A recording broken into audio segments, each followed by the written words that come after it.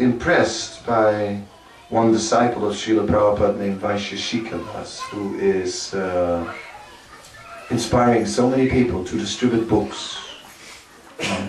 And really, he's organizing whole teams, and they go out door to door and they do it.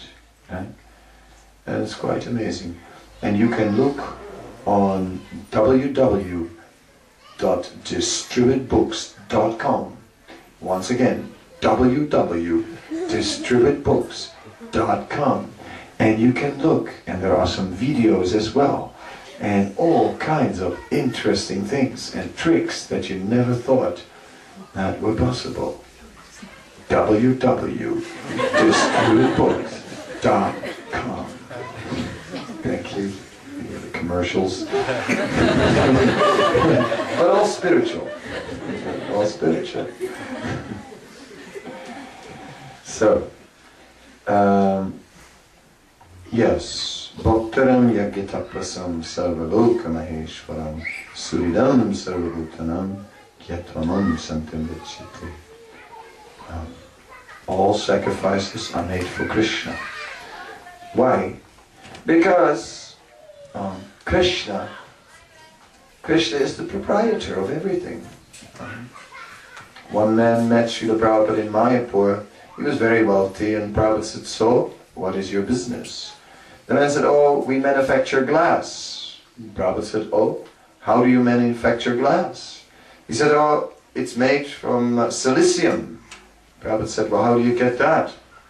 He said, "Oh, we get it from sand." Prabhupada said, "Where are you getting the sand? From where are you getting the sand?" And then, because it was a sadhu asking the question, he said, "From God." And Prabhupada said, "Yes, that's right.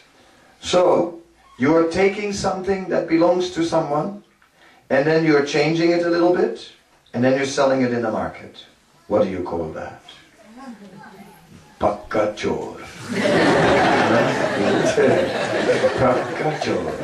Absolutely, right? You go to Chor Bazaar and that's what you get. It's changed a little bit. And there you go. So this is the business. That's stealing. So in this way, everything came from Krishna. Today, we are claiming a piece of land and put a picket fence, and there's your nameplate at the gate, right? And your letterbox is there, and it's all. And you said no junk mail, and you put it on there because it's your house, and it's because you don't want junk mail, and it's your house, and you are boss there, isn't it? That's how it is. But these things change. These things change. I went through some surrealistic experiences in my own life because my parents, they left this world when I was in my late teenage years, and then in the house where they lived, after some time, there were other people, and it was so strange, right? You walk sort of past our house, you know, here's our house, and what are these strangers doing in our house, kind of feeling. Once I went there to this area, and well, we lived in different houses at different points in time. So once I was going there to my hometown area, after many, many years in India, I was in the neighborhood and there's a nice forest nearby. So I thought, let me go to that forest and walk around. I was walking in the forest and I was remembering, I used to play there with my brother and this and that, and I used to, so all the reminiscences, and then I thought like, well, if I just walk past there, there's the cinema where I used to sometimes work, you know, when I was in school, and then I walked past, and the cinema had changed into a shop, you know, so kind of like, God, the whole cinema is gone. I walked a little further and came past the place where the house was that, well, where I grew up a good portion of the time. The whole house destroyed. The house was gone. And then, when I walked past the area where my school was, my school had also changed and was not a school anymore. And I thought, my God, my whole life is destroyed here. It's gone. It's gone. And I was walking, it's a relatively small town close to Amsterdam where I grew up. Only 30,000 people lived there. So I said, well, there must be somebody I know. Somebody my age I went to school with. So I sort of looked in the crowd to see if there was somebody out there who just sort of looked my age. And with a little familiar look, you know, I mean, with time they become a little more round, so imagine them more slim.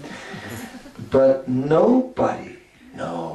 And I was walking there all alone, thinking, this is surrealistic. My whole life has been wiped out. And then a bus stopped, a city bus, not at the bus stop. He just stopped, and the driver just called me over. And he was from India, right? And he said, he put his hand in the till, and he says, Swamiji, please accept this donation. I took the donation, and I realized, my home is not in this place. Krishna is telling me, your home is there in India, in Vrindavan. That is your home. Forget this home now. So it is a fact that all ultimately, how can we claim a little piece of land as ours? How can we say, this place is mine, this is my country, when it's not home? Home is Vrindavan. There is no other home in the world. And everywhere else, we are tourists. Are you also a tourist? Tourist in Leicester. Tourist, yes. Click camera, tourist. Yes, you are a tourist here in Leicester. Because home is Vrindavan. Not even Gujarat. It is Vrindavan. Gujaratis like Vrindavan. They come. So, in this way, it must be. Because it's Krishna's home, and where else could you be at home? What else? What other place can you call home? London, Big Ben, it's just a clock. It's just a clock, you know. I mean, so much fuss about a clock, you know. I've got a watch, you know. Want to know what time it is? Big Ben, big deal. Big Ben, ding dong. We're not overly impressed. So, all these things, they have nothing to do with us, nothing. We don't belong there. We belong where Krishna is. That is the place where there's home. Therefore, Vrindavan is our home. So like this, we're understanding. It's all about Krishna. Krishna is the essence. And everything else, what do we care? Rich or poor.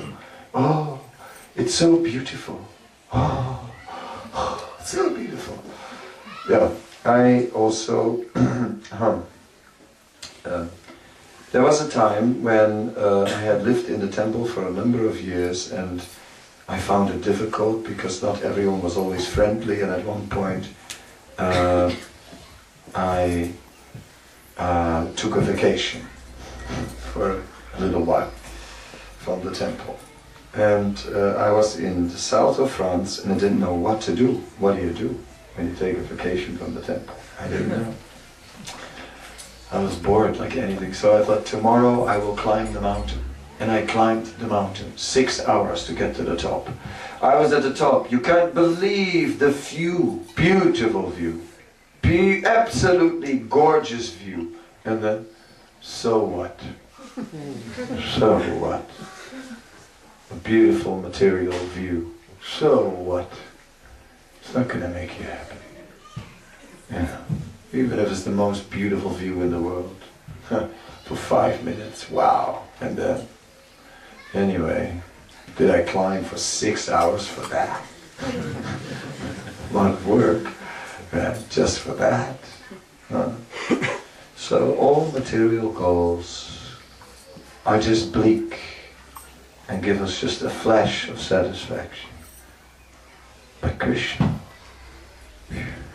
there is more and more and more.